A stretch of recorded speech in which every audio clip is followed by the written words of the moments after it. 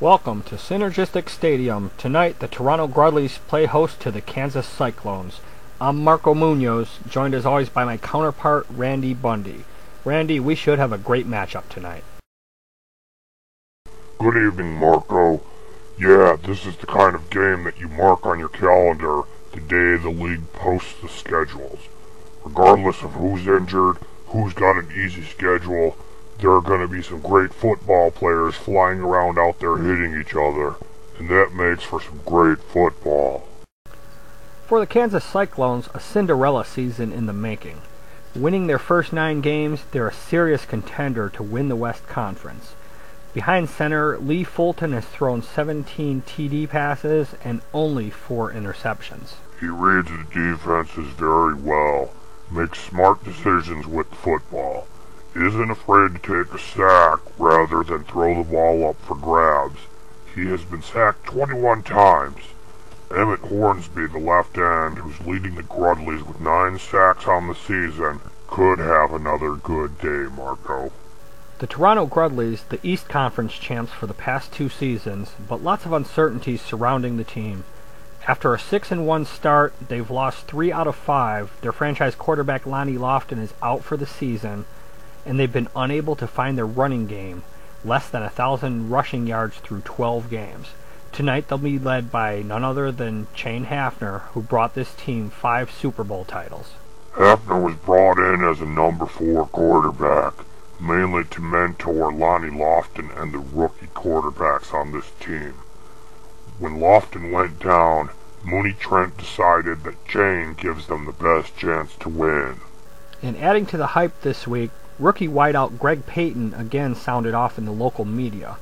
Among his comments, "I looked at the film and Kansas has weak corners. I'm thinking I should be able to get 3 touchdowns on them."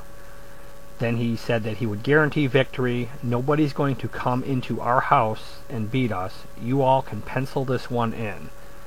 Payton, as always, very confident and very vocal. He's a loudmouth, Marco.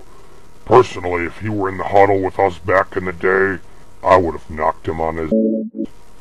Don't get me wrong, he is going to be a very talented player, but you're a rookie. Shut your mouth and let your play on the field do the talking for you. Let's talk about the keys to the game for the Grudleys here this evening. First and foremost, you have to establish the running game.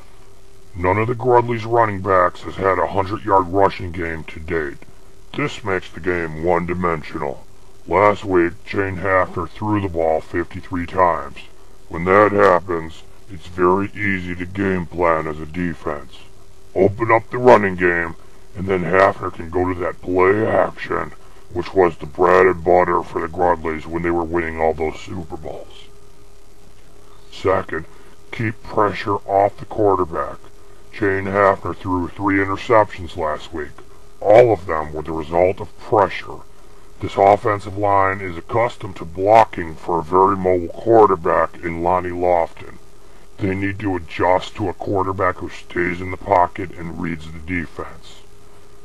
Then you've got your intangibles. 3 weeks ago, this game was being billed as a possible Super Bowl preview.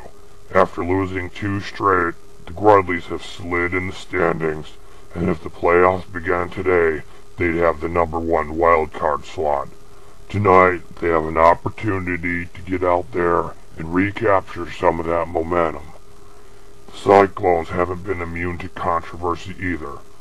As the team's critics are quick to point out, they've been graced with a rather easy schedule.